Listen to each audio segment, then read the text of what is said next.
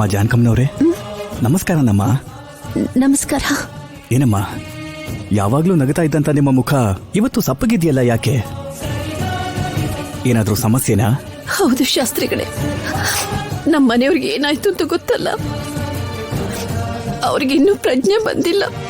ಅಮ್ಮ, ಡಾಕ್ಟರ್ ಕೊಡುವಂತ ಚಿಕಿತ್ಸೆ ಜೊತೆಗೆ ದೈವಾನುಗ್ರಹ ಕೂಡ ಜೊತೆಗಿದ್ರೆ ಆದಷ್ಟು ಬೇಗ ಚೇತರಿಸ್ಕೊಳ್ತಾರೆ.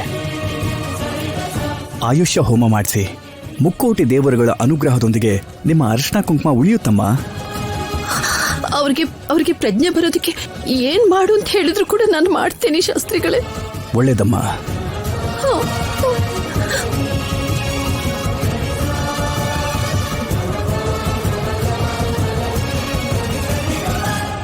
ಹೇಳಿದ್ರೆ ಏನ್ ಮಾಡ್ತೀಯಾ? ತಗೊಂಡ್ ಹೋಗಿ ಅವ್ರಿಗೆ ಕೊಡ್ತೀಯಾ? ಅಂದ್ರೆ 5 ಕೋಟಿ ಅಲ್ವಾ, ನನಗ್ ಪಾಲೇನಿಲ್ವಾ? ಮುಚ್ಚು ಬಾಯಿ.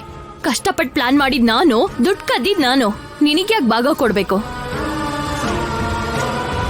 ಬೇಕಾದ್ರೆ ಕಮಿಷನ್ ಕೊಡ್ತೀನಿ, ಹಬ್ಬ ಮಾಡ್ಕೊ. ಕಮಿಷನ್ ಏನ್ ಕಮಿಷನ್? ನಮ್ಗೂ ಅದ್ರಲ್ಲಿ ಶೇರ್ ಬೇಕಷ್ಟೇ. ಏಯ್ ಮುಚ್ಚು ಬಾಯಿ. ದೇವಸ್ಥಾನದಲ್ಲಿ ಅಷ್ಟು ದೊಡ್ಡ ರಿಸ್ಕ್ ತಗೊಂಡ್ರೆ ಕಮಿಷನ್ ಅಲ್ಲಿ ಸೆಟಲ್ ಮಾಡ್ತಿದೀಯಾ? ಇದು ಅನ್ಯಾಯ. ಮುಚ್ಚೋ ಬಾಯಿ. ಕೊಟ್ಟಿದ್ದನ್ನ ತಗೋ ಅಷ್ಟೇ. ಯಾಕೆ ಟೆನ್ಷನ್ ಮಾಡ್ಕೋತಿದೀಯಾ? ನಮ್ಮಲ್ಲೇ ಜಗಳ ಆಡೋದ್ ಬೇಡ. ನಾನವತ್ತು ಅವ್ರ ಗಮನ ಬೇರೆ ಕಡೆ ಹೋಗೋದಿಕ್ಕೆ ಒಂದ್ ಹೆಂಗಸನ್ನ ಉಪಯೋಗಿಸ್ಕೊಂಡಿದ್ನಲ್ಲ, ಅವಳು ಸೀನು ಕಣ್ಣಿಗೆ ಬಿದ್ಲು. ಅವಳಿಗೆ ತಪ್ಪಿಸ್ಕೊಳಕ್ಕೆ ಬೇರೆ ಯಾವ್ದು ಮನೆ ಸಿಗದೆ ನೇರವಾಗಿ ನನ್ ಮನೆಗೆ ನುಗ್ಗಿದ್ಲು. ಆ ರಾಜಲಕ್ಷ್ಮಿಗೆ ನನ್ ಮೇಲೆ ಅನುಮಾನ ಬಂತು. ಅಂದ್ರೆ ನೀನ್ ಸಿಕ್ಕಾಕೊಂಡ್ಯಾ? ನಾನು ತಪ್ಪಿಸ್ಕೊಂಡೆ. ಆ ಲೇಡಿ ಅವ್ರಿಗೆ ಸಿಗ್ದಿರೋ ಹಾಗೆ ಮಾಡ್ದೆ. ಆದ್ರೆ ಖಂಡಿತವಾಗ್ಲೂ ಆ ರಾಜಲಕ್ಷ್ಮಿ ಆ ದುಡ್ಡನ್ನ ನಾನೇ ತಗೊಂಡಿದೀನಿ ಅಂತ ಪ್ರೂವ್ ಮಾಡ್ತಾಳೆ. ಹಾಗೆ ಆ ರಾಜಾರಾಮ್ ಆಚೆ ಬಂದಿದ ತಕ್ಷಣ ಈ ವಿಷಯನ ಅವ್ರಿಗೆ ಹೇಳಿದ್ಲು ಅಂದ್ರೆ ಇನ್ನೇನಾಗುತ್ತೆ, ಊರವರೆಲ್ಲ ಸೇರ್ಸ್ ಹೊಡಿತಾರೆ. ಇಲ್ಲ, ಸಾಯಿಸ್ಬಿಡ್ತಾರೆ.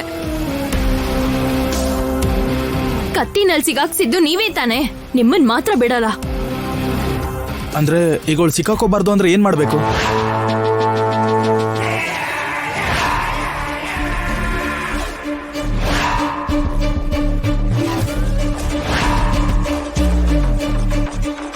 ಆ ರಾಜಾರಾಮ್ ಸಾಯ್ಬೇಕು.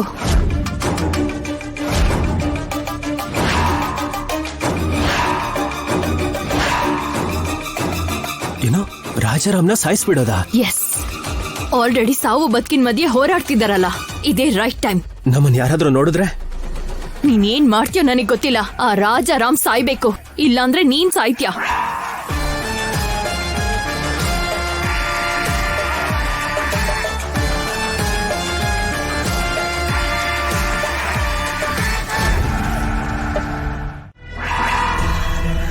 ಏನ್ ನಡೀತಾ ಇದೆ ಅಲ್ಲಿ?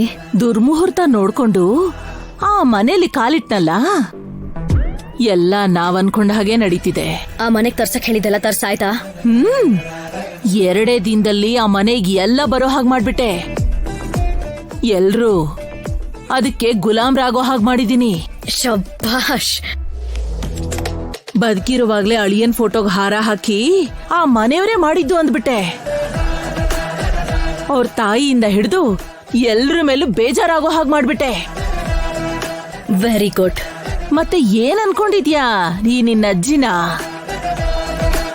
ನನ್ನ ಬುದ್ಧಿವಂತಿಕೆ ಮುಂದೆ ಯಾರೇ ಆಗ್ಲಿ ತಲೆ ತಗ್ಗಿಸ್ಬೇಕು. ಸೀನು ಅತ್ಯನಿಗೆ ಏನ್ ಮಾಡ್ದೆ?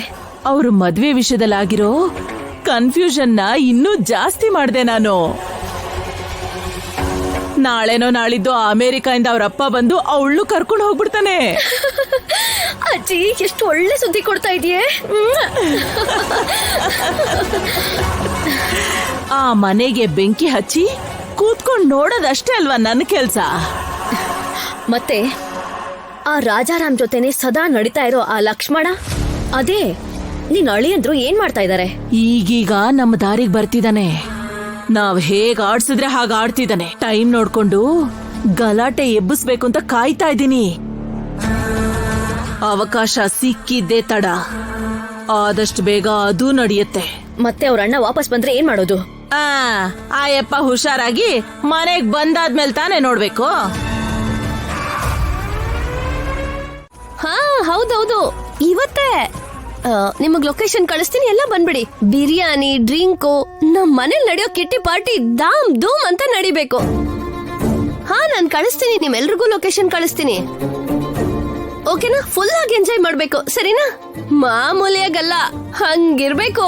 ಪಾರ್ವತಿ,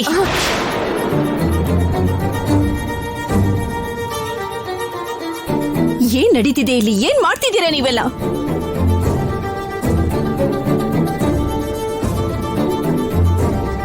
ಹೊರಗಡೆ ತುಳಸಿ ಗಿಡಕ್ಕೆ ನೀರ್ ಹಾಕ್ತಾ ಒಣಗಿಸ್ತಾ ಇದ್ದೀರಾ. ಮನೆ ಒಳಗಡೆ ಇರ್ಬೇಕಾದ ವರಳಕಲ್ಲು ಎಲ್ಲೋ ಹೊರಗಡೆ ಬಿದ್ದಿದೆ. ಇದೇನಾ ನೀವು ನೋಡ್ಕೊಳ್ತಿರೋ ರೀತಿ?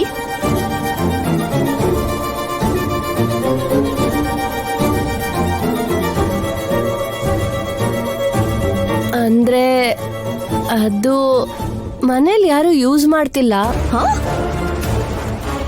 ಅದಿದ್ರೆ ತಾನೇ ನಾವೆಲ್ಲರೂ ಆರೋಗ್ಯವಾಗಿ ಊಟ ಮಾಡಕ್ ಸಾಧ್ಯ. ಅದನ್ನೆಲ್ಲ ಬಳಸ್ದೆ ಅಡ್ಗೆ ಹೇಗ್ ಮಾಡ್ತಿದ್ದೀರಾ ನೀವು?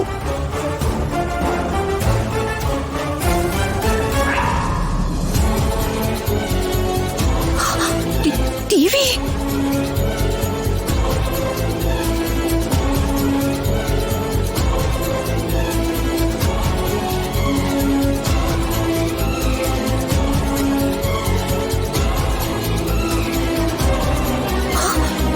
ಫ್ರಿಡ್ಜು